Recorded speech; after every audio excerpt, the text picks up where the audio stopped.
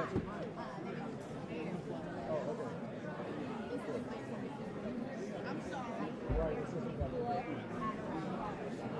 need to record it.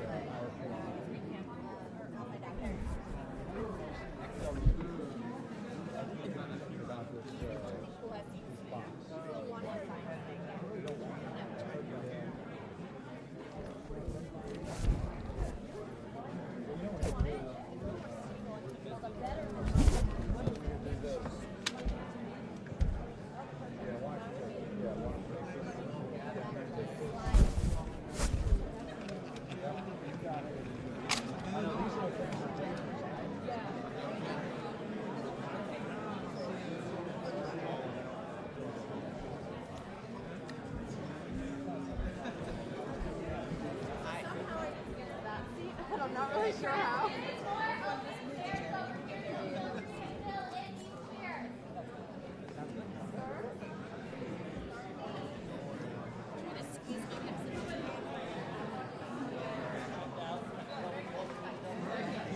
Goodness gracious, we are tightly packed.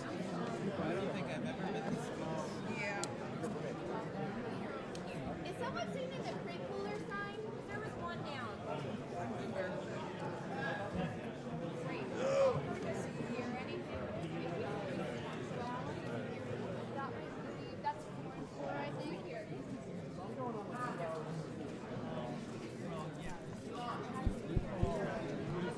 They hear you. They hear you. They're not very good guys. Thank you. You want me to put it on you somewhere?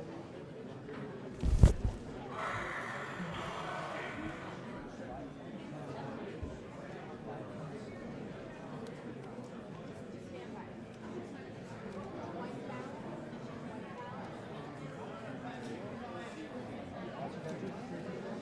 Again, right? Exactly. Hi there.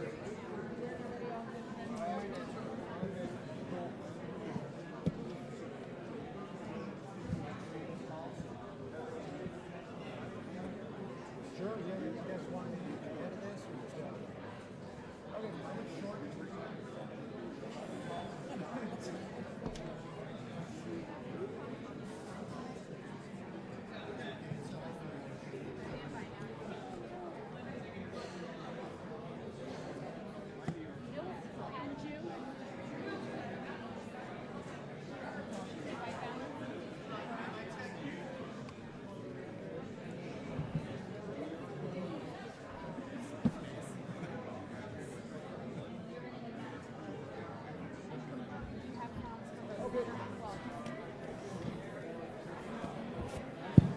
Check, check.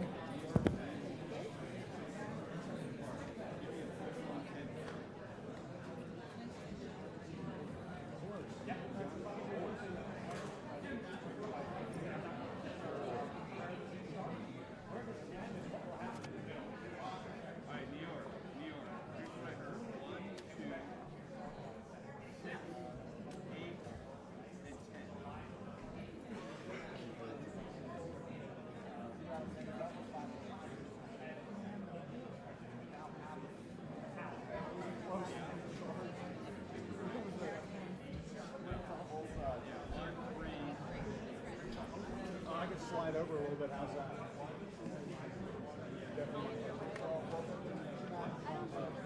The controller was saying, welcome to the back where I was at, better.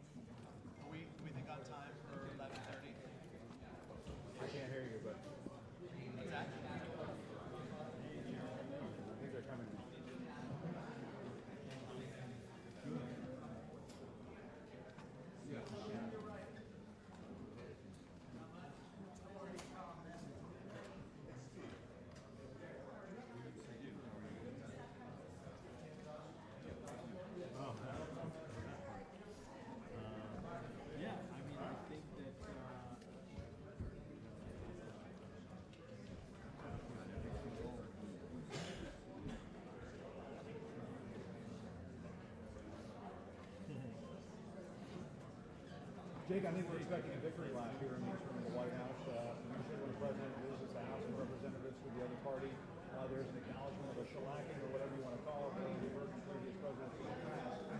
This president is calling it a success, and I've never seen a president so happy about losing the House of Representatives, but I think the president is going to give us an indication here as to what's to come. We were having this conversation in the moment on whether or not he's going to extend the olive branch. My conversations with Trump advisors earlier this morning is that he's going to be extending the clenched fist, that he's going to be going after Democrats using Nancy Pelosi in the same way that he used her during the run-up to the midterms in the run-up to 2020. And I was talking to one Trump advisor this morning who's already handicapping the Democratic field and saying that they've gone too far to the left in the midterms and that was a trap that they also fell into with the Brett Kavanaugh hearing and so on. They feel like that was a trap that the Democrats fell for and that they're going to now be using that in the exact same way they used during the midterms for the 2020 campaign. The problem for the president and all of that overconfidence is obviously because Nancy Pelosi is likely to become Speaker of the House. The Democrats have taken care of all this have subpoena power, have the ability to ask for the president's tax returns and so on. And so I think this news conference should be very illuminating, guys, because you're going to be able to ask the president, are you going to turn over your tax returns? If they ask for your tax returns, are you going to cooperate with the Russia investigation? Adam Schiff is in charge of the House Intelligence Committee and so on. Guys, I think one other very large point needs to be made, and that is this immigration issue that the president used. Yes, the question about saying forward, but looking back, I think the president is going to be asked, and this opens up to a lot of questions, not just because it was the softballs, was it a racist ploy to demonize immigrants in the run-up to the midterm elections, running on a racist path that we saw the Trump campaign running in the final days before the midterm? And will the president acknowledge that or is he going to continue to keep this from not really going after immigrants, but it works so well in the midterms, they feel it works so well for them during the midterms. And that is obviously going to be something that Democrats are going to want to look at when they take control and want to have hearings about what's happening down in the border. What are these troops going to be doing exactly that this president wants to put down there? Because as an invasion of the family separation that we saw the president and his administration undertake earlier on in this administration, are we going to see a return of that moving forward? And so yes, we can talk about infrastructure week and so on, we see infrastructure week come and go. But remember, guys, the president had that very big meeting of Democrats and Republicans on the issue of gun control after what happened down in Florida. The president sounded very open to the possibility of compromising a whole range of issues. And then he met with the NRA, and then he backpedaled. And so this is the president who's when in doubt, he goes back to the base by census, and you see the president indicate that when he got there.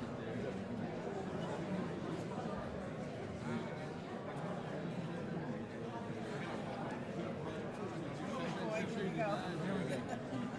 Two small seats.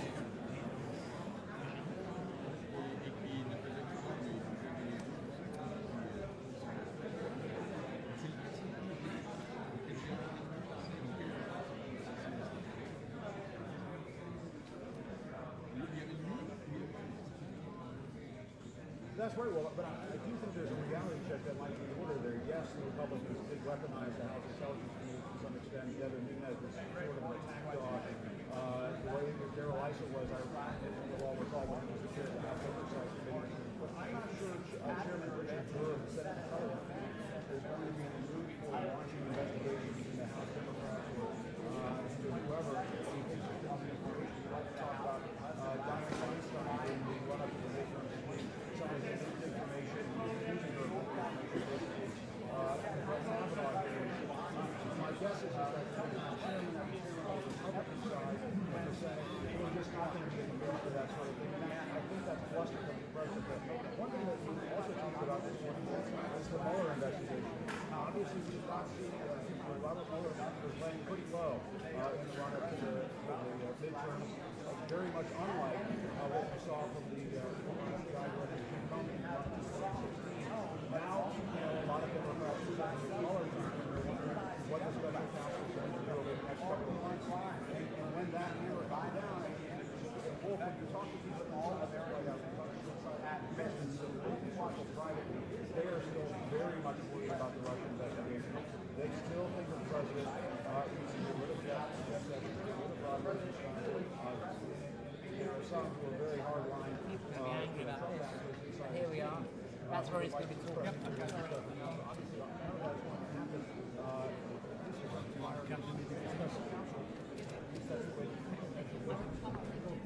They are no move to play patty cake over here at this White House. This is not going to be a kumbaya moment by any stretch when the president comes out here.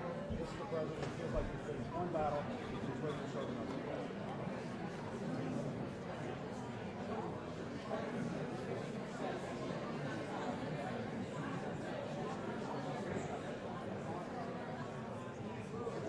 Okay.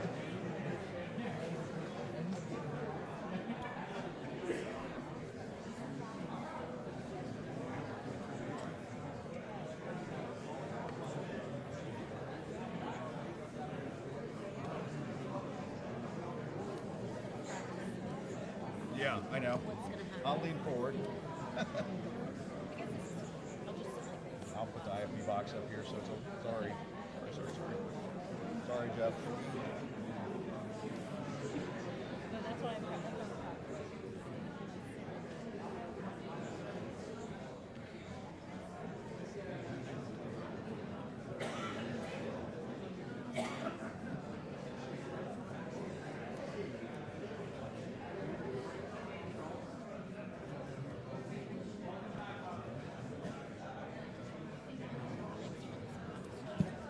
What's that? Oh, you're welcome. You're welcome.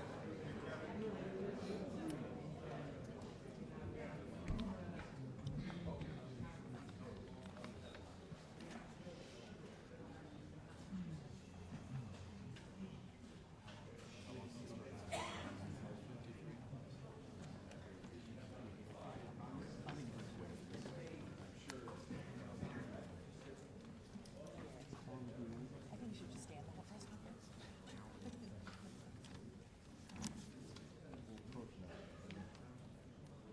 Yeah, absolutely. I do hear this. So this will be the first chance that we've had to hear from the president, as you mentioned, in person since the loss of the House last night and some gains in the Senate. I think the president is trying to portray this as a net positive, and to some degree it is a positive from the standpoint that increasing his margins in the Senate helps him with confirmation for a lot of federal judgeships that he's trying to get pushed through.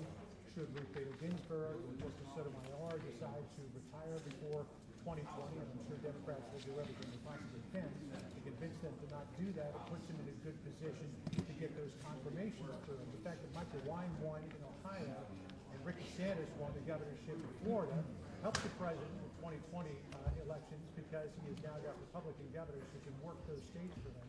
And of course, those are two big battlegrounds. The question going forward is, what is the relationship going to be like between the House and the White House? The White House does believe that they'll be able to work together with the House on some nuts and bolts issues, running government, maybe do something on drug pricing, maybe able to do something on infrastructure.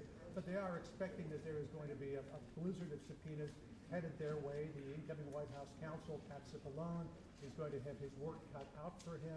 And I think there's every chance here that the Democrats are going to try to tie the president in knots all the way through the next 2 years and 2 months, just to try to set themselves up well for November of 2020. So you're going to hear the president come out here and say that this was a positive for him. We'll see if he blames anybody for the House losses, and we'll hear what he expects for the way forward. And of course, then there's a lot of other thorny issues that come up as well. The Mueller investigation, that'll be renewed in the House Judiciary Committee. Will they be subpoenaing the president's tax returns? All kinds of things to ask the president this morning, Bill and Sandra. There's no question that this one could go on for a long time. The last one in the East Room, as my former colleague Mark Nolan points out, went 1 hour and 17 minutes. So hey, get your popcorn out, hang on your seats, because here we go.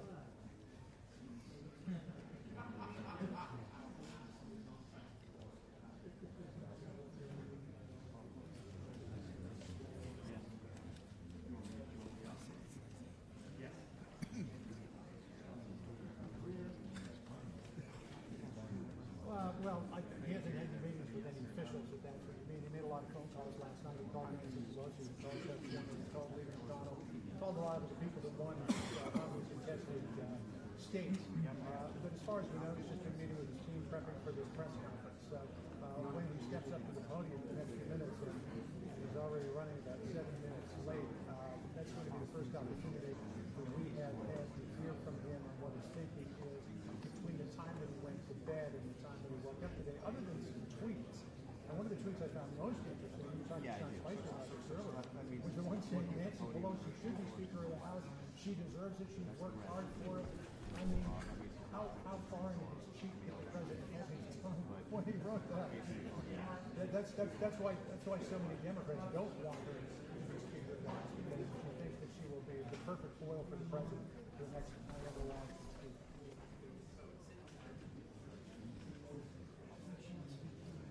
I heard him say that. Yeah, it backfired on them when they impeached President Clinton. So if that's the drumbeat that the Democrats plan to follow for the next couple of years, if history is any guide, it may not suit them well in 2020. So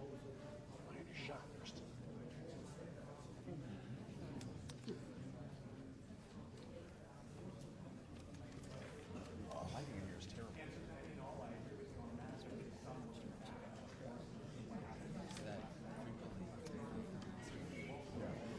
Why? Spotlight outweighed the budget. I heard he doesn't like all the lights. When they have all the TV lights.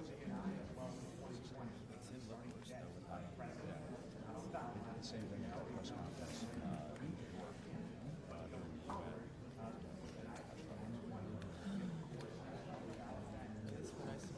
Oh my.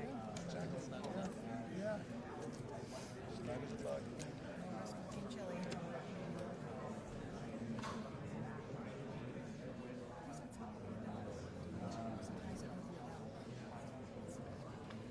Who's the guy sitting with?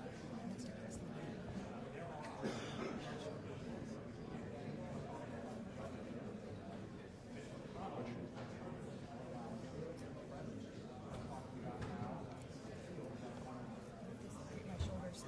Yeah.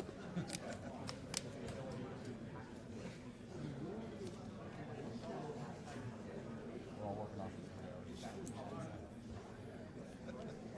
We're supposed to stop watching last night.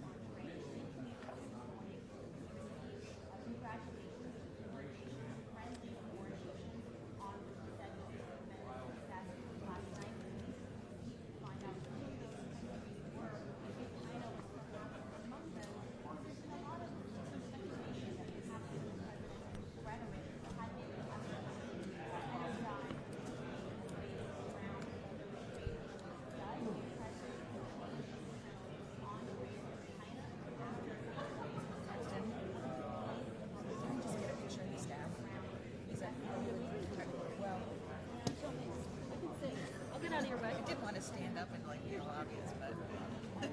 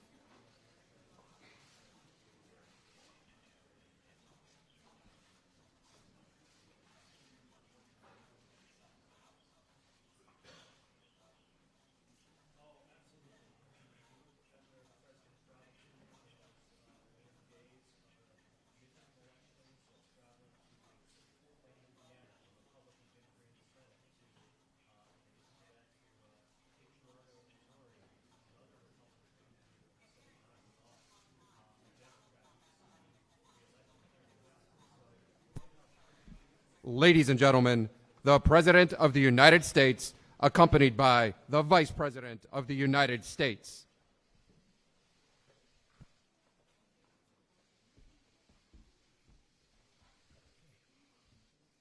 Thank you.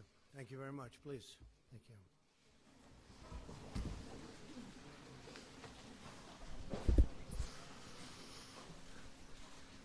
It was a big day yesterday, an incredible day. And last night, the Republican Party defied history to expand our Senate majority while significantly beating expectations in the House for the midterm and midterm year. We did this in spite of a very dramatic fundraising disadvantage driven by Democrats' wealthy donors and special interests and very hostile media coverage, to put it mildly. The media coverage set a new record and a new standard. We also had a staggering number of House retirements, so it's a little tough. These are seats that could have been held pretty easily, and we had newcomers going in, and a lot of them worked very hard, but it's very difficult when you have that many retirements. We held a large number of campaign rallies with large numbers of people going to everyone. To the best of my knowledge, we didn't have a vacant or an empty seat. I'm sure you would have reported it if you spotted one, including 30 rallies in the last 60 days. And we saw the candidates that I supported achieve tremendous success last night. As an example of the 11 candidates we campaigned with during the last week, 9 won last night. This vigorous campaigning stopped the blue wave that they talked about. I don't know if there ever was such a thing, but could have been. If we didn't do the campaigning, probably there could have been. And the history really will see what a good job we did in the final couple of weeks in terms of getting some tremendous people over the finish line. They really are tremendous people, but many of them were not known, but they will be known. This election marks the largest Senate gains for a president's party in a first midterm election since at least President Kennedy's in 1962. There have been only 4 midterm elections since 1934 in which a president's party has gained even a single Senate seat. As of now, we picked up, it looks like 3. Could be 4, perhaps it could be 2, but we picked up a lot. And most likely the number will be 3. You people probably know that better than I do at this point because you've looked at the more recent numbers. 55 is the largest number of Republican senators in the last 100 years. In the last 80 years, a sitting president's party has only gained a cumulative total of 8 Senate seats, averaging 1 per decade. So if we picked up 2, 3, or 4, that's a big percentage of that number. So in the last 80 years, you think of that, only 8 seats.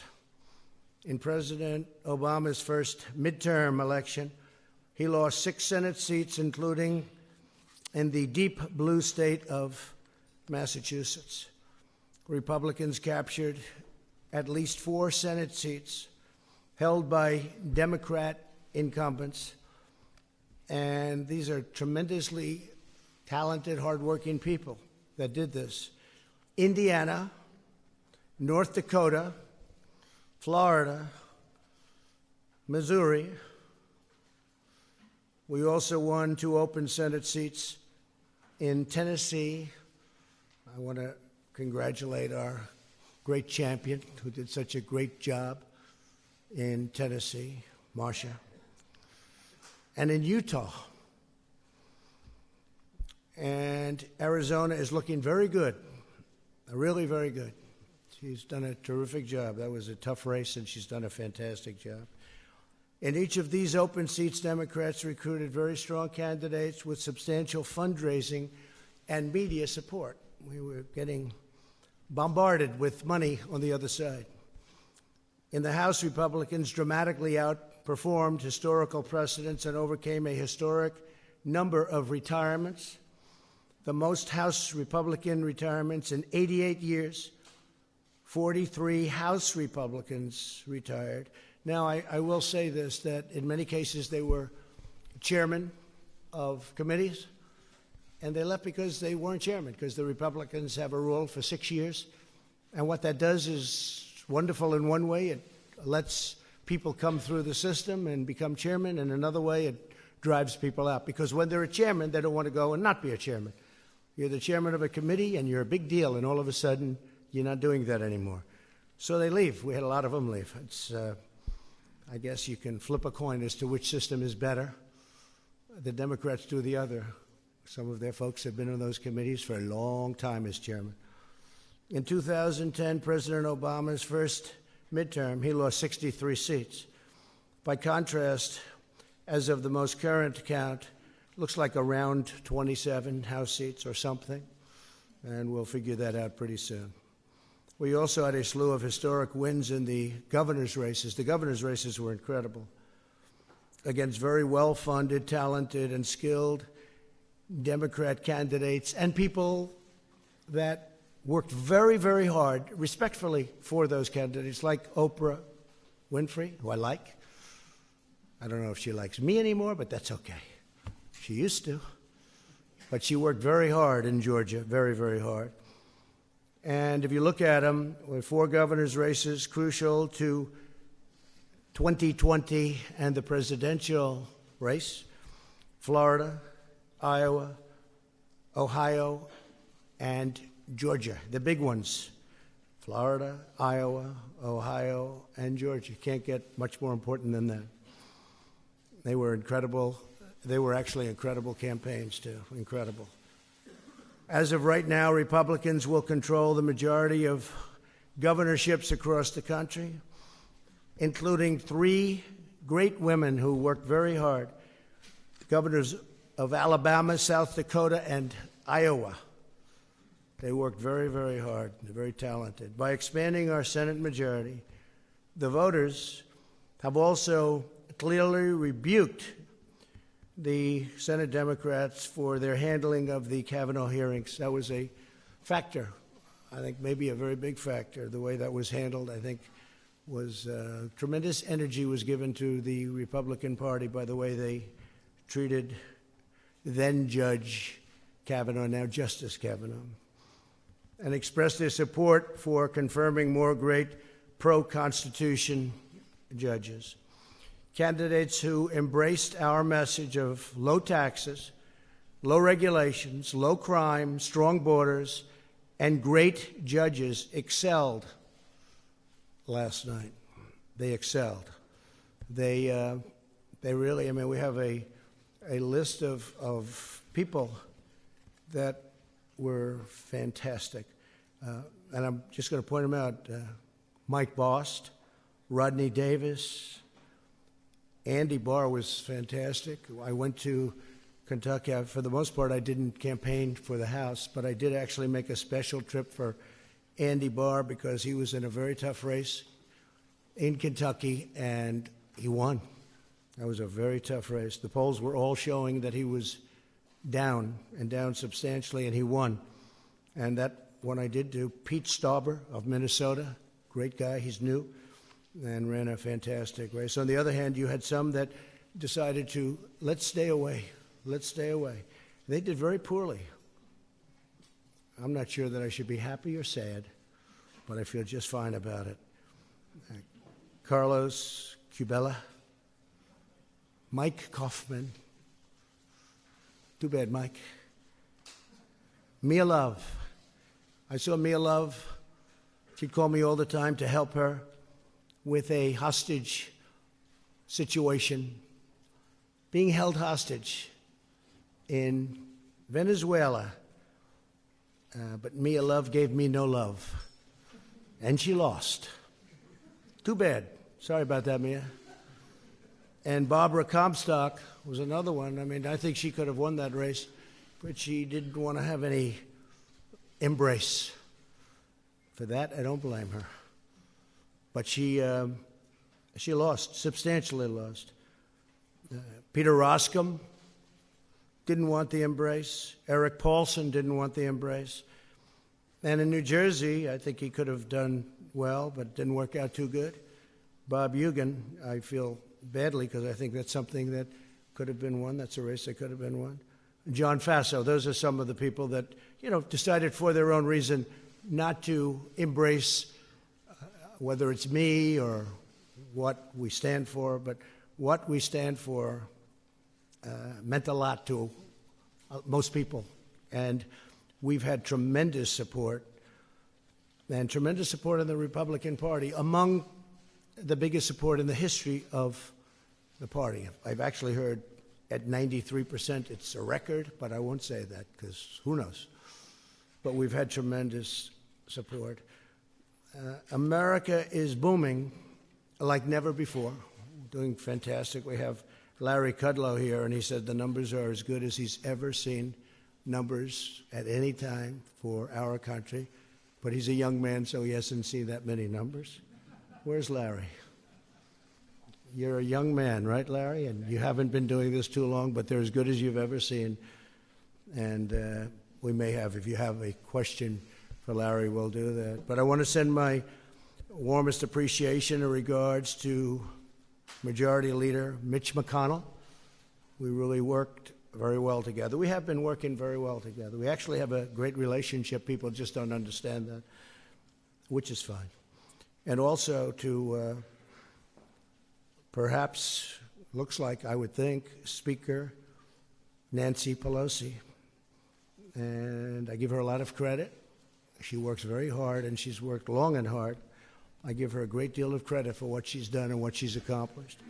Hopefully we can all work together next year to continue delivering for the American people, including on economic growth, infrastructure, trade, lowering the cost of prescription drugs. These are some of the things that the Democrats do want to work on, and I really believe we'll be able to do that. I think we're going to have a lot of reason to do it. And I will say, just as a matter of business, I was with some very successful people last night. We were watching the returns. So if the Republicans won, and let's say we held on by 2 or 1 or 3, it would have been very hard out of that many Republicans to ever even get support among Republicans, because there'll always be 1 or 2 or 3 people that, for good reason or for bad reason or for grandstanding, we have that too. You've seen that. You've seen that, plenty of grandstanding. But for certain reasons, that many people, you're always going to have a couple that won't do it. So that puts us in a very bad position. In other words, had we kept, and this is no, I'm saying this for a very basic reason, it's common sense. It puts us in a very tough position. We win by 1 or 2 or 3, and you'll have 1 or 2 or 3 or 4 or 5 even come over and say, look, we're not going to go along with this. We want this, and all of a sudden we wouldn't even be able to get it in many cases out of the Republicans' hands before we sent it on to the Senate. And now we have a much easier path, because the Democrats will come to us with a plan for infrastructure, a plan for health care, a plan for whatever they are looking at, and we'll negotiate. And as you know, it's been very hard in the Senate because we need essentially 10 votes from Democrats, and we don't get those votes because the Democrats do really stick together well. I don't agree with them on a lot of policy, but I agree with them on sticking together. They stick together great. So now we go into the Senate. We don't have the 10 votes. And what happens? It doesn't get passed. Even if it gets out of the House, it doesn't get passed. So under the new concept of what we're doing, I say, come on, let me see what you have. They want to do things. I keep hearing about investigations, fatigue. Like almost from the time I announced I was going to run, they've been giving us this investigation fatigue. It's been a long time. They got nothing, 0. You know why? Because there is nothing. But they can play that game, but we can play it better, because we have a thing called the United States Senate, and a lot of very questionable things were done between leaks of classified information and many other elements that should not have taken place. And all you're going to do is end up in back and forth and back and forth, and 2 years is going to go up, and we won't have done a thing. I really think, and I really respected what Nancy said last night about bipartisanship and getting together and uniting. She used the word uniting, and she used the bipartisanship statement, which is so important because that's what we should be doing. So we can look at us, they can look at us, and then we can look at them, and it'll go back and forth, and it'll probably be very good for me politically. I could see it being extremely good politically because I think I'm better at that game than they are, actually. But we'll find out. I mean, we'll find out. Or we can work together. You can't do them simultaneously, by the way, just in case somebody says, oh, you can do them both. No, you can't. Because if they're doing that, we're not doing the other, just so you understand. So we won't be doing that. But now what happens is we send it to the Senate, and we'll get 100% Democrat support, and we'll get some Republican support. And if it's good, I really believe we have Republicans that will help with the approval process, and they will really help with the approval process. So it really could be a beautiful bipartisan type of situation. If we won by 1 or 2 or 3 or 4 or 5, that wouldn't happen. And the closer it is, the worse it is. This way, they'll come to me, we'll negotiate, maybe we'll make a deal, maybe we won't. That's possible. But we have a lot of things in common on infrastructure. We want to do something on health care. They want to do something on health care. There are a lot of great things that we can do together. And now we'll send it up, and we'll get the Democrats, and we'll get the Republicans or some of the Republicans. And I'll make sure that we send something up that the Republicans can support, and they're going to want to make sure they send something up that the Democrats can support. So our great country is booming like never before, and we're thriving on every single level, both in terms of economic and military strength, in terms of development, in terms of GDP, we're doing unbelievably. I will tell you our trade deals are coming along fantastically. The USMCA and South Korea is finished. USMCA has gotten rave reviews. We're not going to lose companies anymore to other countries. They're not going to do that because they have a tremendous economic incentive, meaning it's prohibitive for them to do that. So it's not going to be like NAFTA, which is one of the worst deals I've ever seen, although we've made some other pretty bad ones too. Now is the time for members of both parties to join together, put partisanship aside, and keep the American economic miracle going strong. It is a miracle. We're doing so well.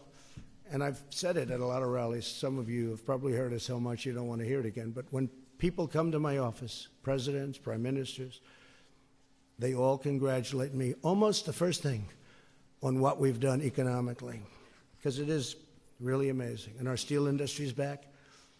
Our aluminum industry is starting to do really well. These are industries that were dead.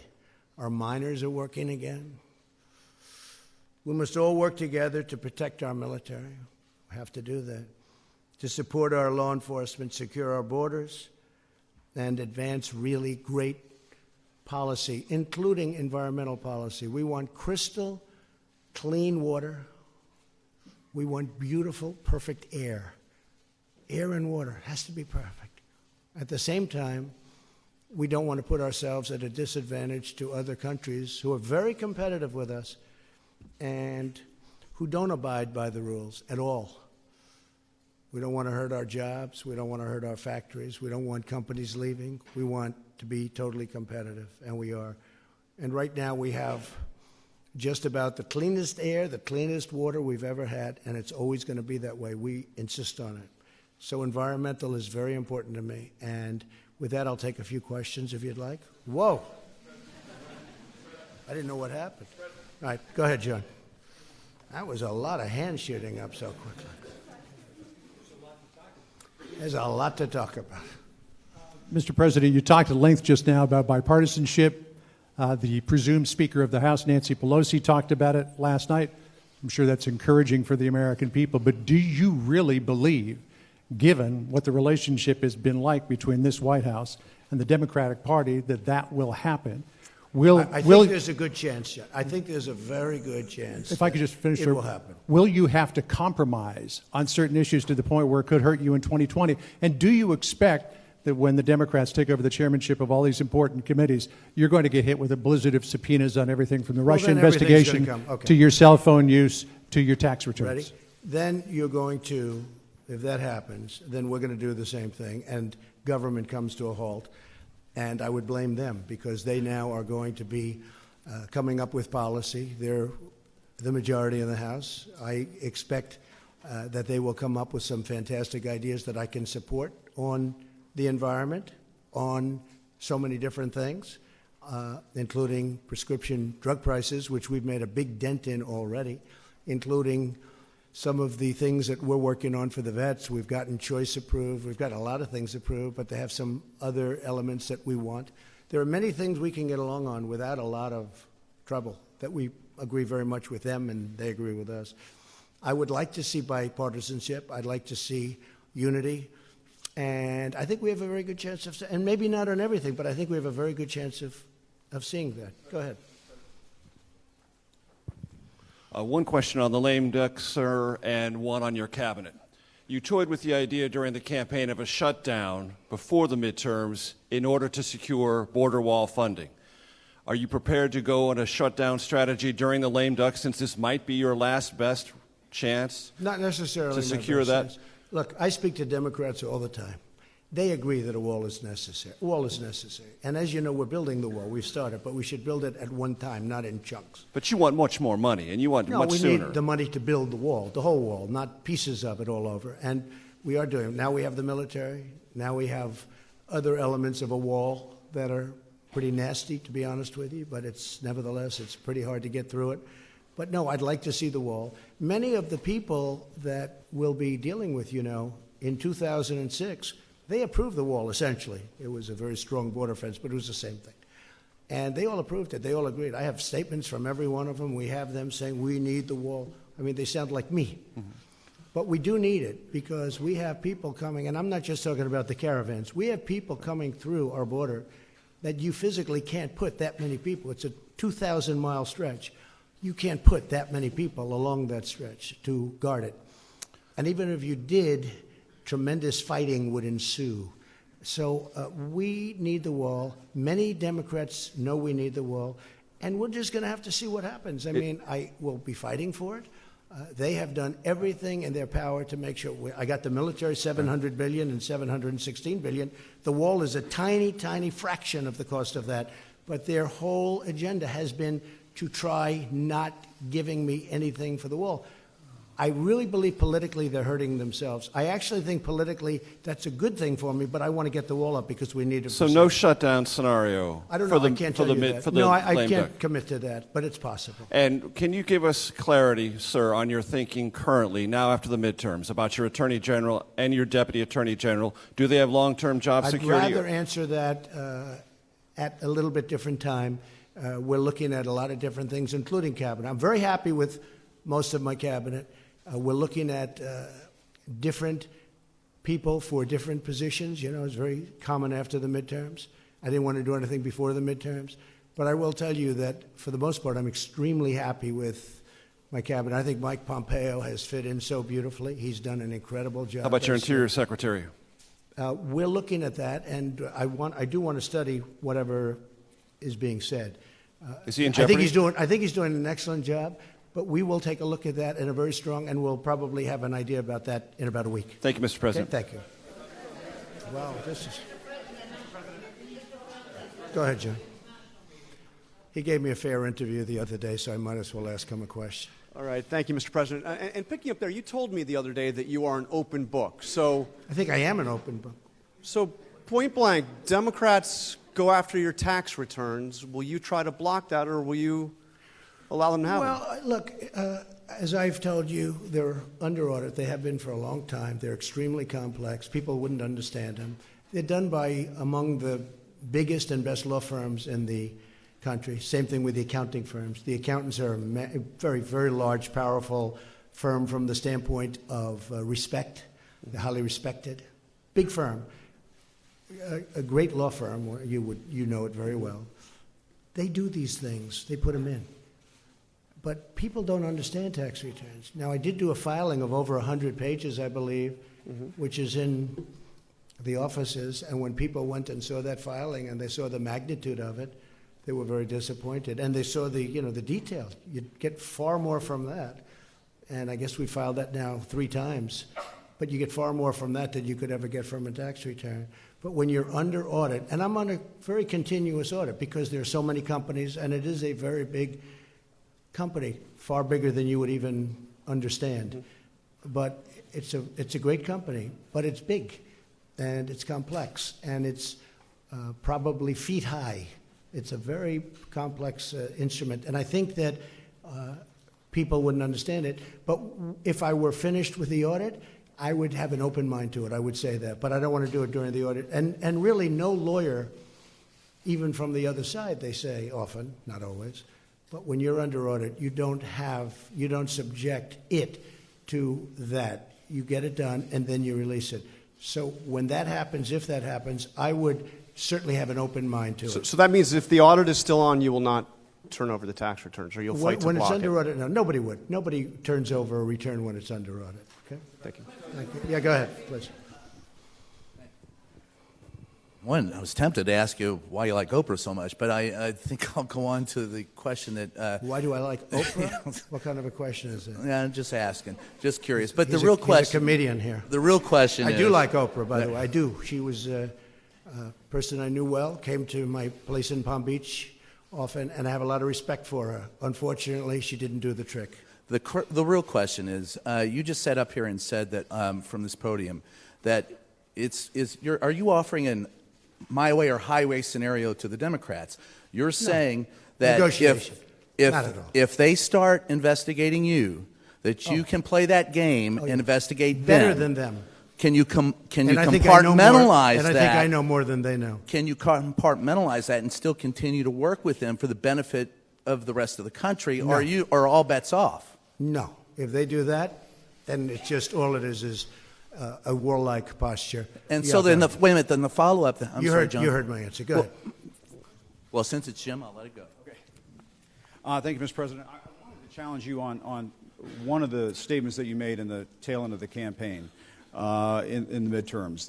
Here we go. If you don't mind, Mr. President, that this caravan was an invasion. As you know, Mr. President, I consider it to be an invasion. As you know, Mr. President, the caravan was not an invasion. It's a group of migrants moving up from Central America towards the border with the U.S. Thank you for telling me that. I appreciate it. Why did you characterize it as such? Because I consider it an invasion. You and I have a difference of opinion. But do you think that you demonized immigrants in this election to try to keep... I want them to come into the country, but they have to come in legally. You know, they have to come in, Jim, through a process. I want it to be a process. And I want people to come in, and we need the people. Your campaign... Wait. You know why we need the people, don't you? Because we have hundreds of companies moving in. We need the people. But your campaign had an ad showing migrants climbing over walls and so on. Well, that's true. But they weren't actors. They're not going to be doing that. They weren't actors. Well, no, it's true. Do you think they were actors? They weren't actors. They didn't come from Hollywood. Right. These were people. This was an actual, it happened a few days ago.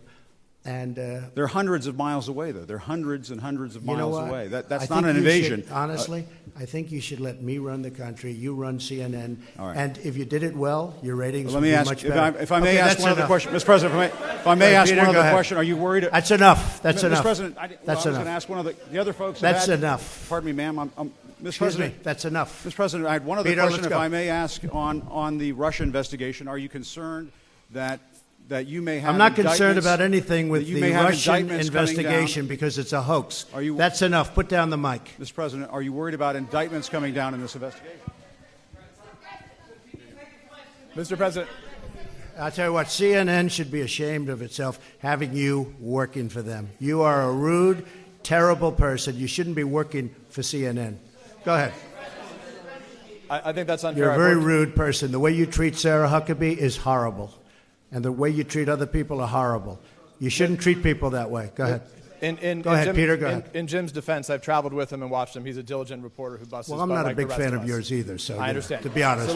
So let me ask you a question if I can. You repeatedly You said... you aren't the best. Mr. President, you repeatedly, over the course of Okay, the... just sit down, please. Well, when you report fake news, when you report fake news, which CNN does a lot, you are the enemy of the people. Go ahead. Mr. President, over the course of the last several days of the campaign, sir, at the end of the campaign, you repeatedly said that Americans need to fear Democrats. You said Democrats would unleash a wave of violent crime that endangers families everywhere. Why are you Because pitting they're very weak on Americans? crime. Why are Excuse you me. pitting Americans Peter. against one another, sir? Peter, what are you trying to be him? No, Peter, I'm just asking the question. Let me just tell you. Very simple. Because they're very weak on crime. Because they have often suggested, members and people within the Democrat Party at a high level have suggested getting rid of ICE, getting rid of law enforcement. That's not going to happen, okay? We want to be strong on the borders. We want to be strong on law enforcement, and I want to cherish ICE because ICE does a fantastic job. What they do for us is it's so unrecognized how good a job they do. So we want to take care of them, and we want to hold them very close because they do a good job. But the question, Okay, to be clear, though, the question, Thank you sir, very is much. why are you sit down? But but you didn't answer my question. Just very simply, the question is, why are you pitting Americans against one another, sir? I'm not. Is that how you view No, I'm not. citizens well, of look, this country? I'll tell you what. We won a lot of elections last night. We did very well last night. But in many ways, I think it it's divided going the to country. I think it's going to have a very positive impact. I watched NBC this morning. They didn't report it exactly correctly, but that's that's the fact with NBC. Nothing I can do about that. But I want this country to have protection. We want security in our country. I want security, Peter. I mean, you maybe don't think it's so important. And I think when you don't have it, you are indeed unleashing crime. I feel that. You said you would sign an executive order on birthright citizenship. Are you still going to sign the executive order on birthright citizenship You'll this ask week? me that question a little bit later. Go ahead. Okay. Go ahead, sure. Thank you, Mr. President. The investigation by the special counsel Robert Mueller has been going on since last spring. It's been over your head. It's been a long time. Yeah, it's been over your head, over Republicans' head, during the midterms as well. Is this an opportunity for you, Mr. President, to end that investigation? Would you consider removing Mr. Mueller from his position? I could have ended it any time I wanted. I didn't. And there was no collusion. There was no anything. I didn't. They went after hackers in Moscow. I don't know about that. They went after people with tax problems from years ago. They went after people with loans and other things. Had nothing to do with my campaign. This is a investigation where many, many millions of dollars has been spent, and there's no collusion. It was supposed to be on collusion. There's no collusion, and I think it's very bad for our country. I will tell you. I think it's a shame. And a poll came out today, by the way, from NBC, or at least I saw it on NBC, where a majority of the people do not agree with the Mueller investigation, or it wasn't approved. They have approval and disapproval, and it had a much higher disapproval. It should end because it's very bad for our country. So if it's bad, and I'm not just talking about the tremendous expense. And the other thing is they should look at the other side also. They only look at one side. They're not looking at all of the things that came up during this investigation. They don't do that. They should also get people that can be fair, not 13 or 14 or 17. I call them the angry Democrats. They are angry people. And it's a very unfair thing for this country. It's a very, very, forget about unfair to me, it's very bad for our country. Okay. So, Mr. President, if it's Go ahead. Mr. President, just wait, Please. just a moment. If it's unfair to the country and it's costing millions of dollars, why don't you just give him the end mic, it? please? I've answered the question. Okay. Go ahead, take the. Well, I'll give you I will give you voter suppression. You just have to sit down, please. Sit down. I didn't call you. I'll give you voter suppression. Take a look at the CNN polls, how inaccurate they were. That's called voter suppression. Go ahead, please. Thank you, Mr. President. I'm not responding. I'm responding to. Excuse me. I'm not responding to you. I'm talking to this gentleman. Will you please sit down? Excuse me. Would you please sit down? Please go ahead. Thank you, Mr. President. Now that the House of Very Representatives hostile. has fled, It's such a hostile media. It's so sad. You ask me about, no, you rudely interrupted him. You rudely interrupted him. Go ahead. Thank you, Mr. President. Do your demands remain the same to the United States Congress on immigration in exchange for a DACA fix, in exchange for an amnesty for 1.7 million? Are you willing to change any of those demands that you gave to Congress earlier? I think we could really do something having to do with DACA. And what really happened with DACA, we could have done some pretty good work on DACA, but a judge ruled that DACA was okay. Had the judge not ruled that way, I think we would have made a deal. Once the judge ruled that way, the Democrats didn't want to talk anymore. So we'll see how it works out at the Supreme Court. Do you still... Go ahead. From where? Yeah, go ahead. Go ahead. Go ahead. Which group? Where do you want me to take a question from? Yeah. Go ahead, ma'am. Go ahead. Take the. Oh. Either one. Either one. Okay. Or both. Are you Mr. together? Go ahead. We're not together. Mr. President, how do you respond to critics who say that your message on the campaign towards minorities have been polarizing? I don't think it has been at all. But is the election of two Muslim women, one of them is veiled to the House, which is making history. Is this a rebuke of this message, I don't do you understand think? what you're saying. What? But is it a rebuke of this message? Do you think that this is more reflective of multi-ethnic and multicultural America? Well, that question, I can only say this. You look at the employment and unemployment numbers for African Americans, for Asian Americans, for Hispanic Americans, they're at a historic high.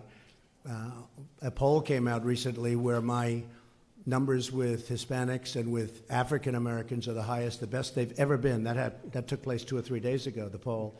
I have the best numbers with African American and Hispanic American that I've ever had before. And you saw the same poll. So I can't say that. I can say this. You look at median income, you look at all of the employment and unemployment numbers, they're doing the best they've ever done.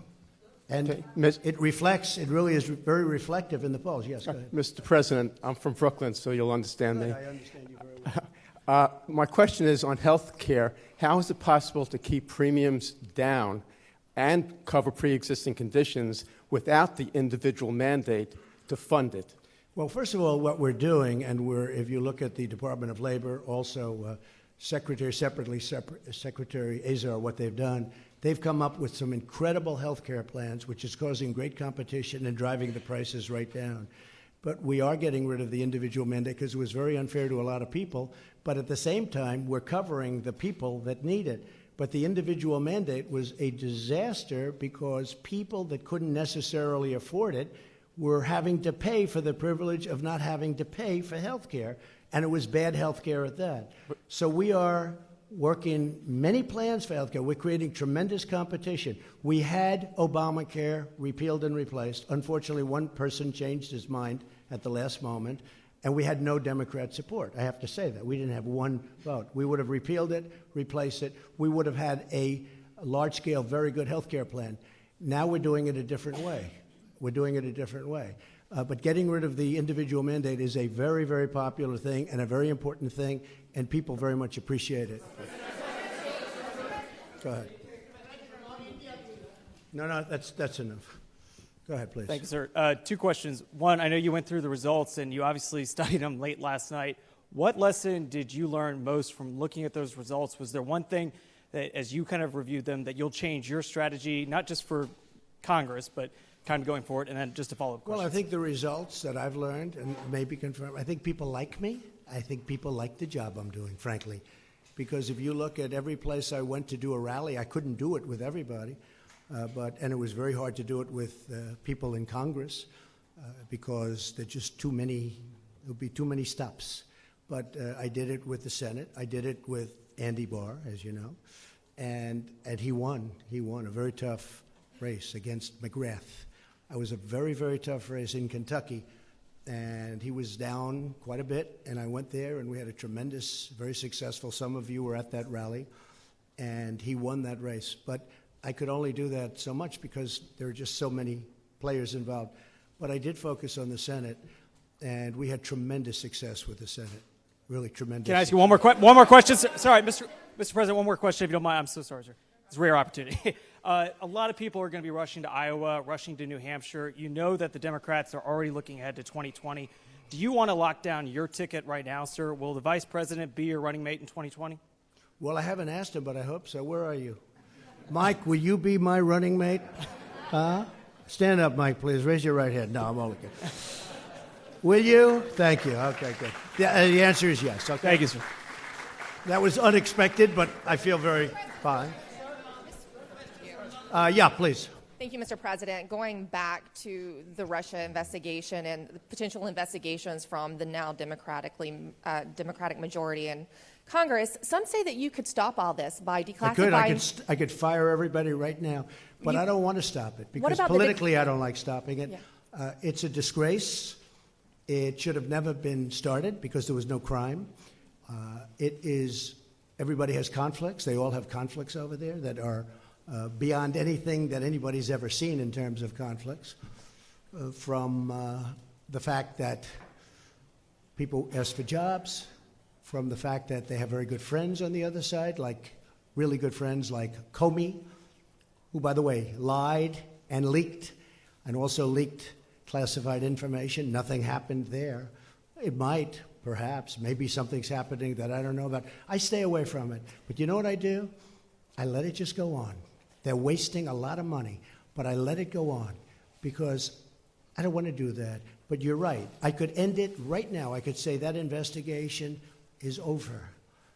But it's really, it's a disgrace, frankly. And it's an embarrassment to our country. It's an embarrassment to the people of our country. And it's too bad. Go ahead. What about the declassification of the documents? Some say that would clear it all up. We're looking at that. No, we're looking at that very seriously. Declassification, we're looking at very seriously. Okay, can I ask one more question? It's amazing how people on the other side just don't want those documents declassified. But no, we're looking at that very carefully. I certainly wanted to wait till after the midterms. Can I ask you one more question, Mr. President? Okay, thank you. Go ahead. Thank you, Mr. President. You have campaigned as a pro-life president. You have defended the rights of unborn children. You now have a divided Congress. It's unlikely to pass any pro-life bills. Very tough issue. How are you going to push forward your pro-life agenda? Just going to push. I've been pushing. I've done a very good job, too. We're very happy with me. But it's a tough issue for the two sides. There's no question about it. But what are you going to do? There is great division. What am I going to do? I won't be able to explain that to you because it is an issue that is a very divisive, polarizing issue. But there is a solution. I think I have that solution, and nobody else does. We're going to be working on that. Yes, go ahead, please. She took your place, but that's okay. Mr. President, just a quick question on rural America. In states like Indiana, North Dakota, folks turned out for Republican candidates. Could you talk a little bit about what this means for your agenda in terms of trade and the Farm Bill? The Farm Bill is working really well. I mean, we could have had it approved any time, but we're looking to get work rules approved. The farmers want it. I'd like it. The problem is the Democrats are not giving us the 10 votes that we need. Everybody wants it. The farmers want it, but the Democrats are not approving the Farm Bill with work rules. We could have it very fast without the work rules, but we want the work rules in, and the Democrats just don't want to vote for that. So at some point, they'll have to pay maybe a price. Jeff, go ahead. Thank you very much, Mr. President. Thank you. Have you seen any evidence that Russia or China intervened in yesterday's election? Well, we're going to make a full report, and unlike the previous administration, we've done a lot of work on that issue. And if you look, speak with the FBI, speak with the Department of Justice, speak to Homeland Security. We've spent a lot of time. It gets very little coverage in the papers. I mean, you cover the nonsense part, but you don't cover the important. This is very important. And we have been working very hard on China and Russia and everybody else looking into our elections or meddling with our elections. But people tend not to write about it. But we have worked very hard, as you've probably heard. What do you intend to say, sir, to President Xi and to President Putin when you meet with them later this month? Well, I have a good relationship with both. I know President Xi better. But I think I have a very good relationship with both. I actually had a very good meeting in Russia that you people didn't agree with, but that's okay. It doesn't much matter, obviously, because here I am. But the fact is that I had a very, very good meeting, with President Putin, and a lot was discussed about security, about Syria, about Ukraine, about the fact that President Obama allowed a very large part of Ukraine to be taken, and right now you have submarines off that particular parcel that we're talking about. That was President Putin who annexed Crimea. Sir. That was President Obama's regime. That was during President Obama, right? That was not during me. But that it was during, President no, that Putin, was sir, President who did the Obama. annexation. No, it was President Obama that allowed it to happen. Had nothing to do with me. Okay, go ahead. Yeah, go ahead. Go ahead. Go ahead. Thank you, Mr. President. Cordelia Lynch, Sky News. You're a man who likes to win, but last night was not an absolute victory for you. I'll be honest. I thought it was a very close to complete victory. When you look at it from the standpoint of negotiation, when you look at it from the standpoint of deal making, because it's all about deal making, again, if we had the majority and we had 1 or 2 or 3 votes to play with, we would have been at a standstill. I really believe that we have a chance to get along very well with the Democrats, and if that's the case, we can do a tremendous amount of legislation and get it approved by both parties. So I consider it to be, hey, look, I won Georgia. President Obama campaigned very hard in Georgia. Oprah Winfrey campaigned very, very hard all over the television. I said, this is going to be tough. I only had me. I didn't have anybody else. And I went to Georgia, and we had one of the largest crowds that anybody here has seen ever at a political rally. And you know what? He won. And he won actually by, pretty good margin. He won. And then we went to Florida, and they had celebrities all over the place. And a man who happens to be a very smart person was running, Ron DeSantis. And people didn't give him a chance. And I went, and we did some great work. And they're going to have a great governor of the state of Florida. And then we talked about the Senate. And a lot of money was pouring in for the Democrat. This is a man who's been in office for like 44 years or something. This is a man who's like a professional at getting elected and being at office. So he's not, Bill Nelson, not easy to beat, okay? But they had a lot of celebrity coming out for Nelson. They had everybody coming out for Nelson. And Rick Scott won, and I helped him. And I think we've done an amazing job. And you could look at many other places. You just take a look at some of the other places. And we just got the word that in Iowa, you have a governor who just got extended, who's Kim, just got extended, and numerous other places. I think it was a great victory. I'll be honest. I think it was a great victory. And actually, some of the news this morning was that it was, in fact, a great victory. But if you look at it from the standpoint of gridlock, I really believe there's going to be much less gridlock because of the way this is going than any other way. Wait, sit down, please. Go ahead. Thank you, Mr. President. Let me ask you about one of the campaign promises you made down the stretch, which was a 10% tax cut for the middle class. Yeah. You just talked about gridlock. Democrats, they now run the House Ways and Means Committee. If it means a tax cut of some kind for the middle class, but that means raising rates elsewhere, corporations on the wealthiest, is that a trade-off that you would be willing to make and able to enact a middle class tax? You know that this will have to be now proposed, because if we did it now, we don't have the votes in the Senate. We would need 10 Democrat votes. We probably couldn't get them. If we could pass it very easily in the House, but there's no reason to waste time because you don't have the votes in the Senate. But if as an example, if the Democrats come up with an idea for tax cuts, which I'm a big believer in tax cuts, I would absolutely pursue something, even if it means some adjustment. Some adjustment on which side, the corporate, the individual? Yeah, to make it possible. But I would love to see a tax cut for the middle class. Now, that's going to be their decision. They're going to have to make that decision. As you know, if we bring it up to the Senate, we'd need Democrat votes 10, and we don't have those 10 votes. And just because the markets would want to know, sir, some adjustment, would that be 1%, 2%, 3% on either side? It's too early. I'm just saying I would be certainly willing to do a little bit of an adjustment. Go ahead, behind. Thank you. Go ahead, please. Mr. President, thank you very much. 2 questions. One is you had talked about leaders who had called to congratulate you. Did President Putin call to congratulate you? And will you, in fact, meet with him at lunch this coming weekend. Well, as I understand it, we're having, and I guess a lot of you are going over, we're having a lunch for numerous countries. I'll be there. I believe President Putin is going to be there. We don't have anything scheduled. I don't think we have anything scheduled in Paris. And I'm coming back very quickly. I'm going over. This is a great event.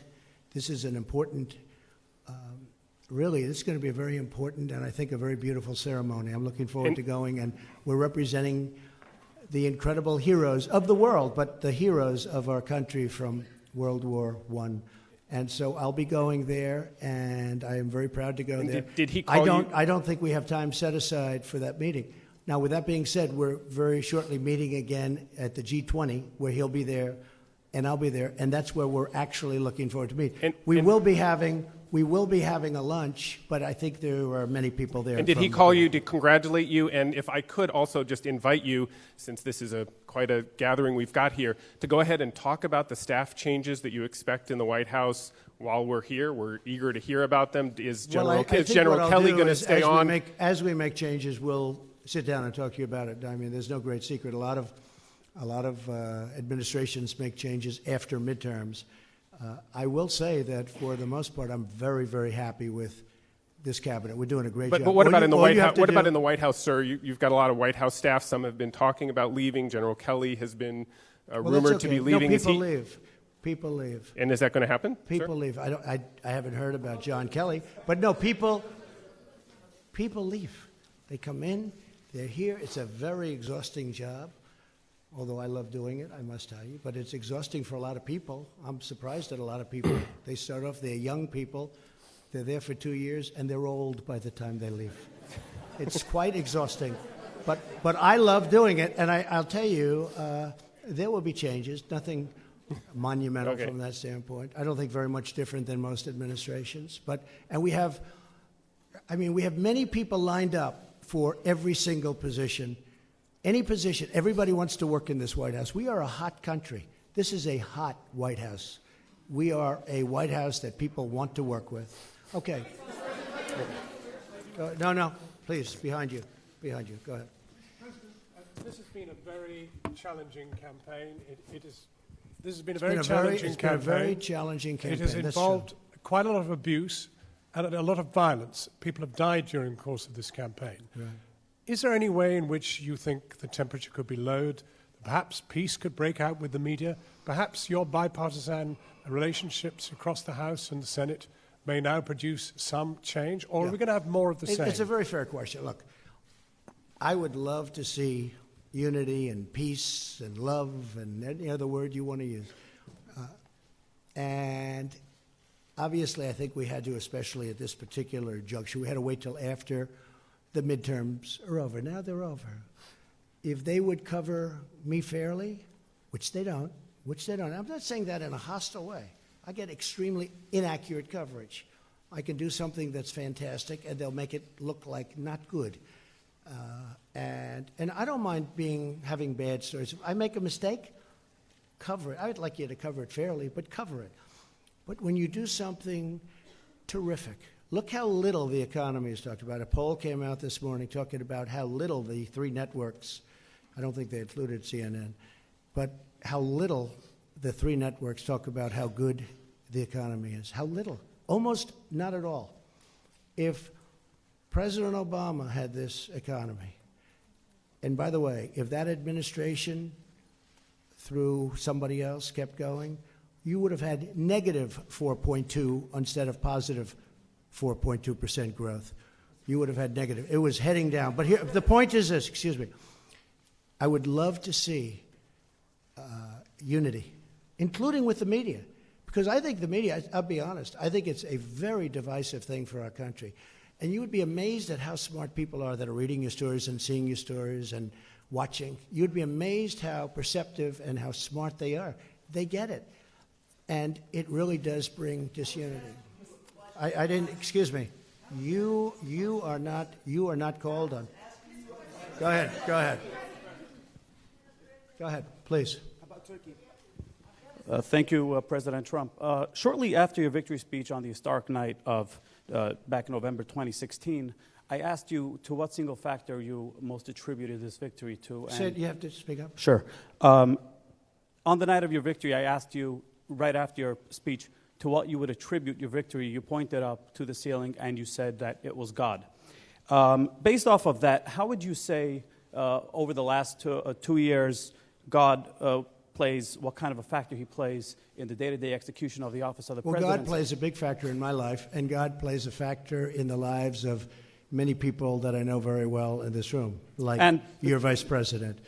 God plays a very big role in my life. And one more back to a quick follow-up. Which loss last night surprised you the most, and which of these unsuccessful candidates are you most likely to consider for Nothing a future surprises administration? me in politics. Would you but there were consider some any of losses last night, and there were some victories last night that have been incredible. I mean, there were victories last night that nobody would believe, especially based on the suppression polls. They had a lot of suppression polls. Would you and there were some any- victories last night that were very surprising, but I'm not going to pick out special. Well, would you consider people. any for It's a tough post? enough for those people to have. Would you a consider loss. any for an administration post moving forward as one of the very few of the 3.7% unemployed? What? Would you consider any of the people who lost last night for a post in the administration in the near future? I know a couple of very good ones. Yeah, I would actually. Go ahead, please. Mr. President, I asked you on Monday if there was anything that you regret in your first 2 years. And you said that at times you could have and should have used a, quote, softer tone. Your critics, as you can imagine, your skeptics, they say they're not holding their breath on that happening. Will you indeed have to change your tone if you're to get things passed through Congress after losing the House? And you also said you might extend an olive branch. What would that look like? I would love to have. I'd be very good at a low tone. But when things are done not correctly about you, written about you, said about you, on television, on wherever it is, you have to defend yourself. I would love to do very, very even tones, much easier than what I have to do. I have to go around, and going around is much easier than facing somebody and being treated fairly. But when you're not treated fairly, you really have no choice. I would love to have a very even, modest, boring tone. I would be very honored by that. But you know what? When you have to fight, all the time fight, because you're being misrepresented by the media, you really can't do that. But not about the media, sir. But sir, real quickly, not about the media, but what about with Congress? Please, go ahead. Mr. President, can you just how you focus on the economic... Where are you from, please? Japan. Okay. Say hello. Say hello to Shinzo. Yes. I'm sure he's happy about tariffs on his cars. Go ahead. That's my question, actually. So how you focus on the trade and economic issues with Japan? Will you ask Japan to do more, or will you change your tone? I really don't understand you. How will you focus on trade and economic issues? Trade with Japan? Yes. Well, we're dealing with Japan right now on trade. Japan has, it's a great country. You have a great prime minister who just had a very successful election. He's a very good friend of mine. He's one of the people I'm closest with. But I tell him all the time that Japan does not treat the United States fairly on trade. They send in millions of cars at a very low tax. They don't take our cars. And if they do, they have a massive tax on the cars.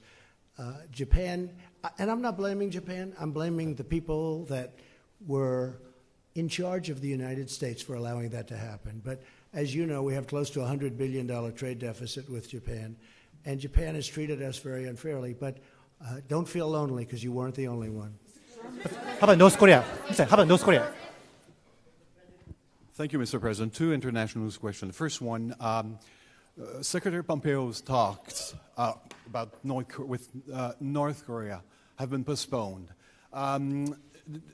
What is happening there, and will your meeting still happen with... We're going to change it because of trips that are being made. We're going to make it at another date.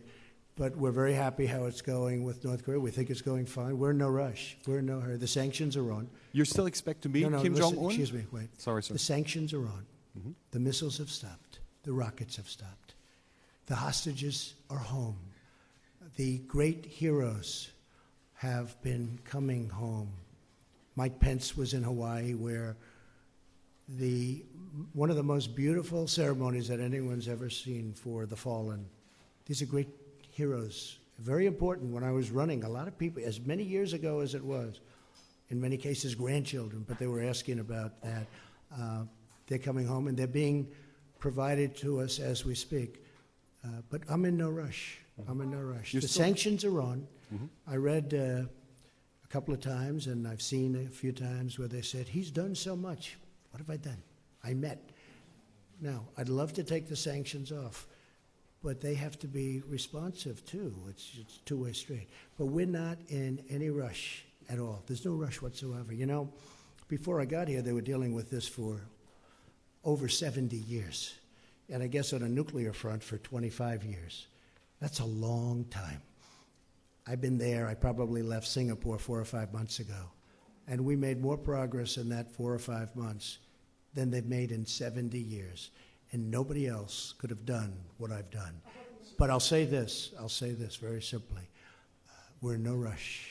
The sanctions are on, and whenever it is. But that meeting is going to be rescheduled. That meeting, but how about your meeting with Kim Jong-un, sir? Will it happen in the next month? Sometime next year, I would say. Sometime next year? Sometime early next year. And a quick question on the USMCA. Now that it's been concluded, have you repaired your relationship with Prime Minister Trudeau? Yes, I have. We have a very good relationship.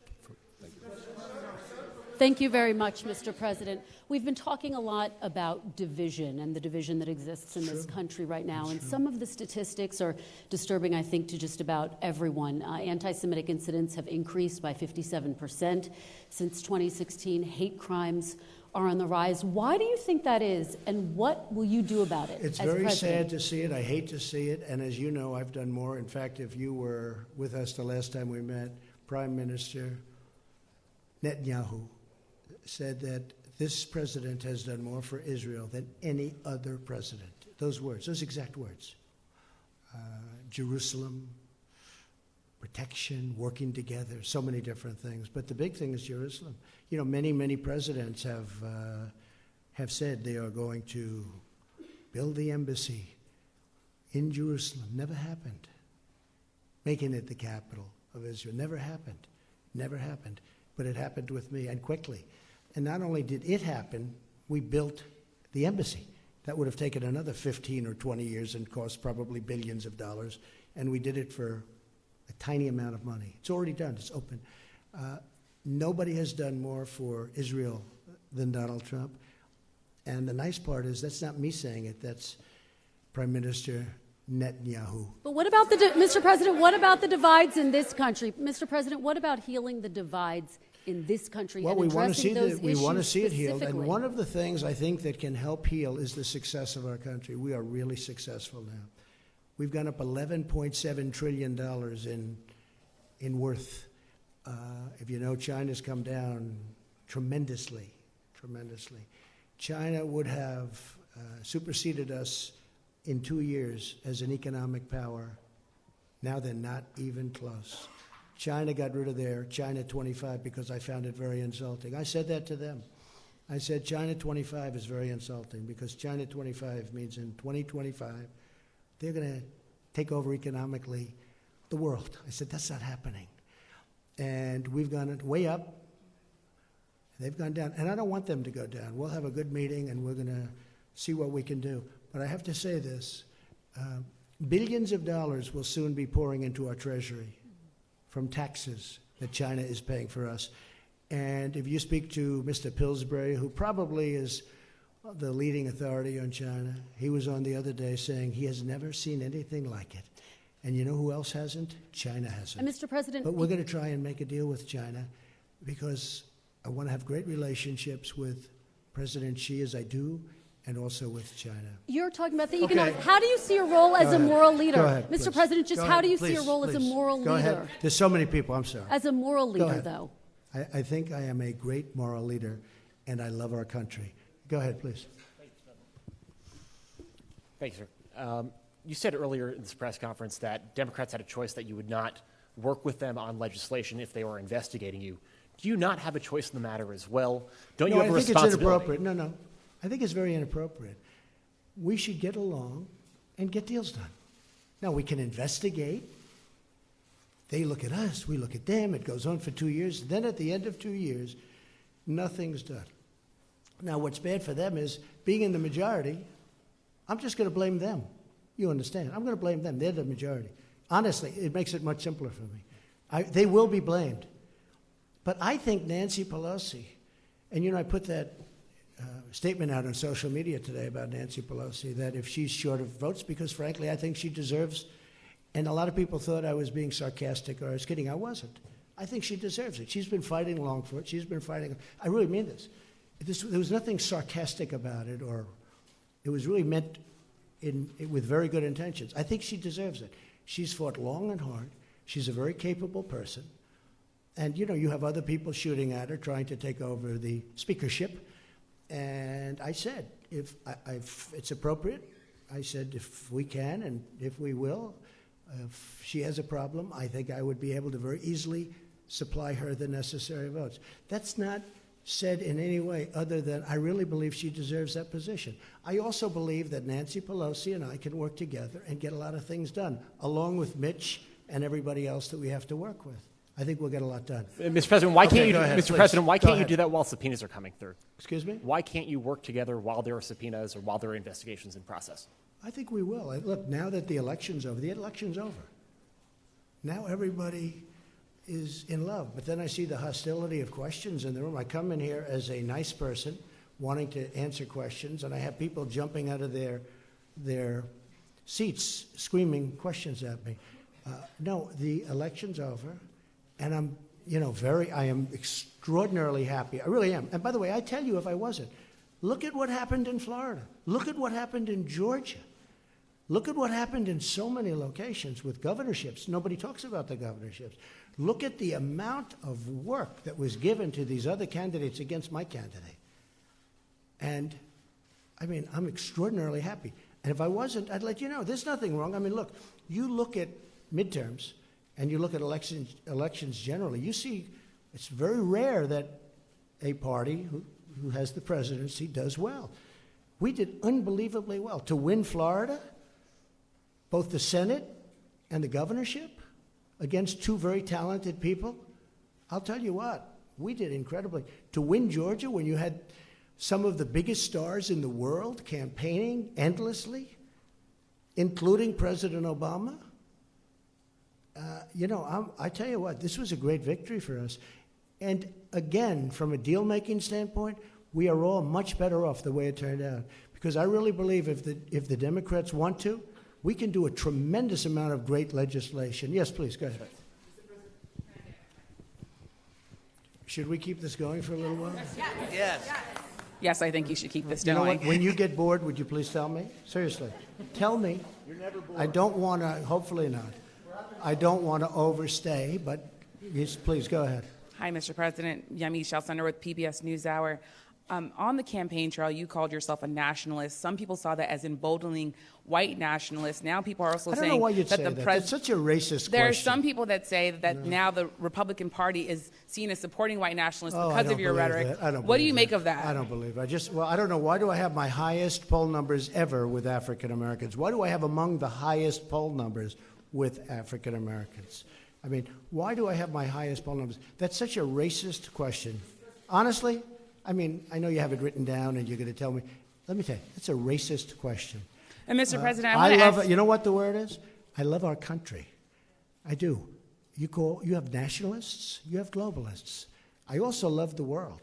And I don't mind helping the world, but we have to straighten out our country first. We have a lot of problems. And Excuse me, but to say that, what you said, is so insulting to me. It's a very terrible thing that you said. And Mr. Okay, President, please, go ahead. Mr. Go President, ahead. people have you Go talked ahead. about Excuse me. middle class tax cuts on the campaign trail. How will you get Democrats to support that policy? Or You have to ask them. Well, Hey, what's your plan for excuse working me. with You know Democrats what on my a middle plan class is? tax plan? You know what my plan is? I'll ask them. And if they say yes, I'm all for it. And if they say no, there's nothing you can do because you need their votes. Go ahead. Yes. Thank you, Mr. President. Francesca Chambers, DailyMail.com.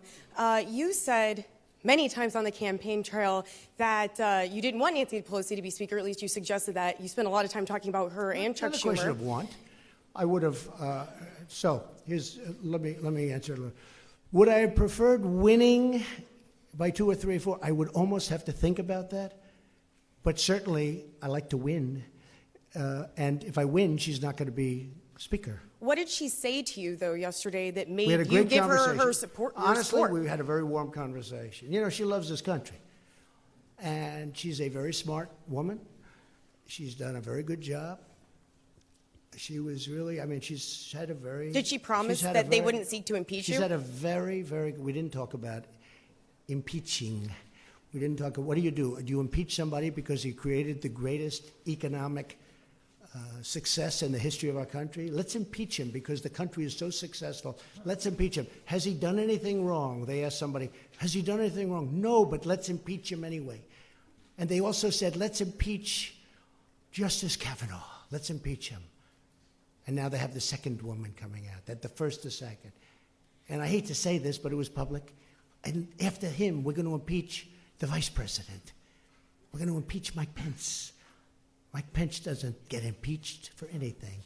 So let's impeach the president, and then we'll impeach the vice president. These people are sick. And you know what? They have to get their bearing. Really, they have to get their bearing. And when you ask about division, they're the ones that cause the division. They cause tremendous division. Okay, regarding all of the retirements in the House, Mr. President, very quickly, you suggested that... Who is retiring? You said that many of the retirements that happened in the House made it very difficult... Many retirements, yeah. That made it very difficult for you in this election cycle, and that it was because they were chairmanships that were vacated. But Jeff Flake wasn't a chairman of a committee, and Paul Ryan also retired the cycle. So why do you think that is? Whose fault is it that there were so many retirements? In Jeff Flake's case, it's me. Pure and simple. I retired him. I'm very proud of it. I did the country a great service. Go ahead. Give him that. Give him that. He is retired. I'd like to call it another word, but we're going to treat him with great respect. Go ahead. Thank you, Mr. President. Jeff Flake, that's another beauty. Go ahead. 2 questions, please. No, one. Well, Too many people. All right. Sorry. All right. You seem to enjoy this venue very much. Are you going to make the standard press conference a staple of the remaining 2 years, or will you have more briefings with Sarah Sanders? You know, when I don't do I think Sarah's fantastic. Where is Sarah? Where is Sarah? Sarah's so great. I think, Sarah, you've represented me so well and been abused. She's been horribly treated by a lot of people. So she's going to stay on as press secretary. But it's very interesting because Sarah we were talking about it the other day. So I had a period where I figured, you know what I'll do? I won't do any real interviews. And then they started saying, why isn't he doing what? You know, they're all coming up with all kinds. Then over the last couple of months, I decided I'll do a lot. We'll stop at the helicopter. We'll do this. We'll do a lot of. And then they say, why is he doing so many press conferences? What's wrong? What? So when I don't do them, you say, what's wrong? When I do them, you say, what's wrong? And when I go in the middle, you say, what's wrong? But in the middle, you know that, John. Right? Yeah, sort of right. Okay, good. No, you did. Excuse me. Well, you complained about access when I purposely just stayed away from the press for a while because I wanted to see how it worked. And can I be honest with you? It didn't work well. Mr. President, I didn't It didn't work the well. question. So Sarah will stay on as press secretary. Okay, please, go ahead. No, go ahead. First off, I personally think it's very good to have you here because a free press and this type of engagement... Actually, I do too. Yes, it's vital to It's called democracy. earned media. It's worth billions. Go ahead. So I have 2 questions for you, if that's all right. It's a rare opportunity. First, just a point of clarification on the tax returns issue. You brought up the audit. That doesn't prevent you from releasing them. I know it. Oh, sure. Right, But but I didn't say it prevented me. I said lawyers will tell you not to do it. But Go if ahead. the What's Demo- your next question? Go ahead. if- Come well, on, let's go. Just on More that. exciting Okay. question than that, please. Second one. Michael Cohen recently said you called black voters stupid. That's false. Omarosa has accused you of using the N-word, and the That's false. rapper Little John has said you called him Uncle Tom. What's your response? I don't know who Little John is. I really He was on don't. The Apprentice. I don't know. Oh, he was? Okay. Yeah. Oh, I see. Have you ever I made don't know. racist remarks? No, I would never do that, and I don't use racist remarks. And you know what? If I did, you would have known about it. I've been hearing there are tapes for years and years. There are tapes. Number one, I never worried about it because I never did. I never used racist remarks. I've never used racist remarks. Okay. Well, one point of fact. Go ahead. One point of fact, because you told her you have Quiet, the highest approval quiet, among quiet, African quiet. Go Americans. ahead. It's just 8%, sir, single digits. See, when you talk about division, it's people like this that cause division. Great division. No, point of fact is that I never used a racist remark. That's the point of fact. Who are you from? Yahoo, no, good. I hope they're doing well. MTV Lebanon, Ellen Dorgan. So first question. Where are you from? MTV Lebanon. Lebanon. Oh, Lebanon. Good. Yes. Thank you, Mr. President. We're so happy to be here as well, have this opportunity. President Erdogan said he's not going to follow your sanctions and he's going to keep buying oil from... Who said that? President Erdogan, Turkey. I know. And you're going to meet him soon. Just can't understand his... Okay, speak. you're going to meet him soon. You're going to have this talk. And some countries are going to take the same steps that President Erdogan is doing. So let me just tell you about the oil, okay? So we imposed, just recently, the strongest sanctions in the history of our country, just about. Well, I guess North Korea is there too. But I gave some countries a break on the oil. I did it a little bit because they really asked for some help. But I really did it because I don't want to drive oil prices up to $100 a barrel or $150 a barrel, because I'm driving them down. If you look at oil prices, they've come down very substantially over the last couple of months. That's because of me. Because you have a monopoly called OPEC. And I don't like, and I don't like that monopoly. I don't like it. And oil prices are coming down. So rather than deciding to be as tough as I am on most of the sanctions, what I've done is I said, we're not going to do it that way. We're going to let some of the oil go out to these countries that really do need it, because I don't want to drive the oil prices up to $100 or $150 a barrel, which could happen very easily. It's a very fragile market, very, very fragile. I know it very well, and it's the absolute right decision. And they'll get tougher as time goes by, maybe, but I don't want to have any effect on the oil prices worldwide where I drive them up, because I consider that to be a tax, and I don't like taxes. We have a peace process between Israel and Palestine. Please. The peace process is over. Who? Oh, congratulations to John Tester. Congratulations. I'm sure you're very unhappy about that. Go ahead. Mr. Yes, President, please, go ahead. Can you address the... We'll take a couple of more and then we'll go. Can you address concerns in places like Georgia where people waited in line to vote for hours, where voting machines weren't working in certain districts, and you there think that's the wasn't power? reason that the candidate lost? Well, there are concerns being raised that it wasn't... I wasn't equal involved access in to- Georgia. I know, but other as than I president- love the state. Yes, I do but love as the president of the United States, are you concerned about the access that people are having to voting? I heard it was very efficient in Georgia. I heard it was very efficient. But again, you'd have to ask the state governments, because just one of those things you're going to have to ask them. Yeah, go ahead, please. Please, go ahead. Thank you, Mr. President. You expressed some concerns about social media companies unfairly censoring conservatives during the election. Do you anticipate working with Democrats to regulate these companies, or are you satisfied with the way I would do things that, are? yeah. I would look at that very seriously. I think it's a serious problem. At the same time, you start getting into speech. That's a very dangerous problem. That could be the beginning. So it's very dangerous. Believe it or not, I'm one that really likes free speech. A lot of people don't understand that. But I am a big believer. When you start regulating, a lot of bad things can happen. But I would certainly talk to the Democrats if they want to do that. And I think they do want to do that. Yes, sir, go ahead. Former President Barack Obama famously said that he had a pen and a phone to use executive power on issues like immigration. Do you see yourself using executive power to get some of your immigration agenda done? I do. I think that some of it I can use executive power on some, not all. But I mean, he certainly used it. He used it on DACA. And when he did it, he said something to the effect that, I'm not allowed to do this, it'll never hold up, but I'm doing it anyway. And he did it, and they found judges that approved it. We also found judges that didn't approve it, so it's obviously going to be determined in the Supreme Court. And if the court rules in favor of what President Obama thinks they should rule, which is what he said, then I will probably have a deal with the Democrats in a very short period of time. We were very close to having a deal until we got that very strange ruling. You also made some promises about immigration during the campaign, and I want to know if you're going to follow through with them. Are you going to aggressively... Which one are you talking about? Birthright citizenship. Are you going to sign an executive order to ban... We are looking at it very seriously, absolutely. I mean, is yes or no? Or and I believe we have the absolute right, but that's another case that will be determined by the Supreme Court of the United States. Are you going to send 15,000 troops to the border? You've been reading the same documents as I have. You know exactly what I'm doing. You know exactly what I'm doing. So go ahead. What's your next question? Also, on the Khashoggi matter, we've been more than a month since the death of Mr. Khashoggi, the journalist. Very sad thing, very terrible thing. Do you think Saudi Arabia is guilty of having him murdered? And if so, I'll what have kind a of much punishment would be stronger involved? opinion on that subject over the next week, and I'm working very closely with Congress. We're working together, some very talented people, and we're working with Congress, we're working with Turkey, and we're working with Saudi Arabia, and I'm forming a very strong opinion. Go ahead, John. Go ahead, John. Mr. President, just a quick follow-up. You said something about Nancy Pelosi. You said that Nancy Pelosi, she loves our country.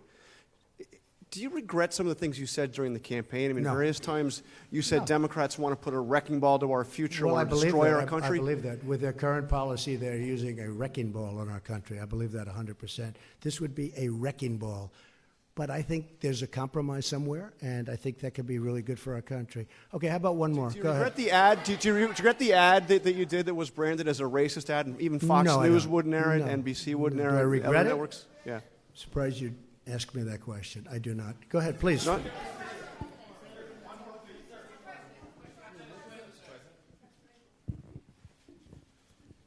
Thank you, sir. And I think we'd all love to have more of these if you're willing. In 2017, shortly after you took office, your Homeland Security Department shuttered a program to counter homegrown right-wing extremism, white supremacism, and related terrorist groups, domestic terrorist groups, and redirected that funding towards fighting Islamic terrorism. Do you believe that white supremacist terrorists, right-wing terrorists, these homegrown terrorists on that side of the spectrum are a problem, sir? And what is your administration going to do about that's a problem. I believe all hate is a problem, but I do believe that is a problem. What are you going and to it's do a about it, problem sir? we want to solve. How, okay. sir? What are you go going ahead. to do about it, Go sir? ahead. Sir, what are you going to do about it? Go ahead. You cut off the funding. Mr. President, you've No, said... we have given funding for that, a lot of funding, but I do believe it's a problem. And can I tell you what? It's a problem that I don't like even a little bit. Go ahead. Aixa Diaz with Hearst Television. You've said, pretend I'm on the ballot yesterday. You called it a referendum on your presidency. Many local districts across the country rejected your midterm message, particularly suburban women. How do you bridge that divide now? Also with the influx of women coming into very Congress. well received. I mean, just look at the results.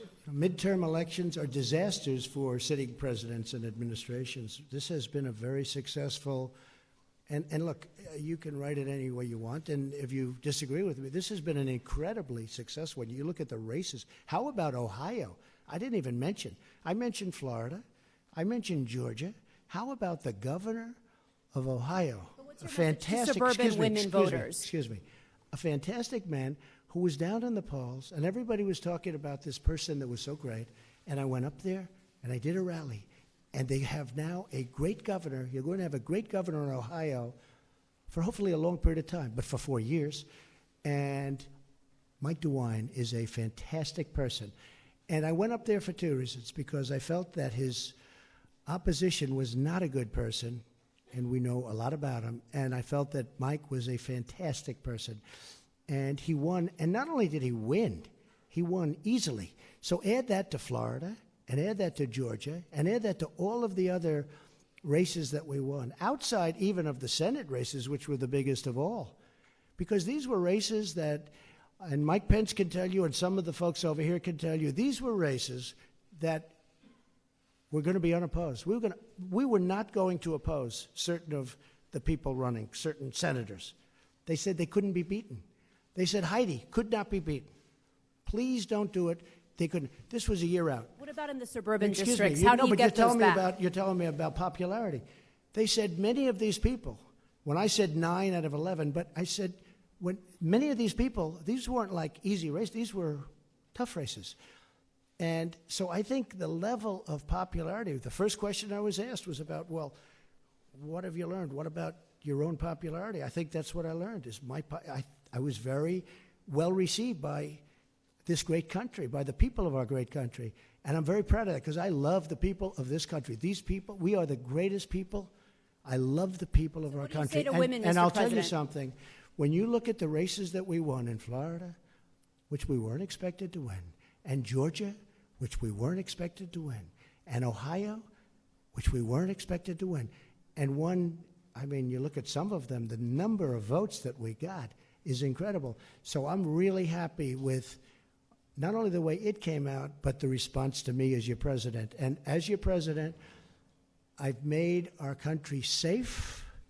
I've rebuilt, and I'm in the process of rebuilding our military, and the jobs are here, every one of them built here.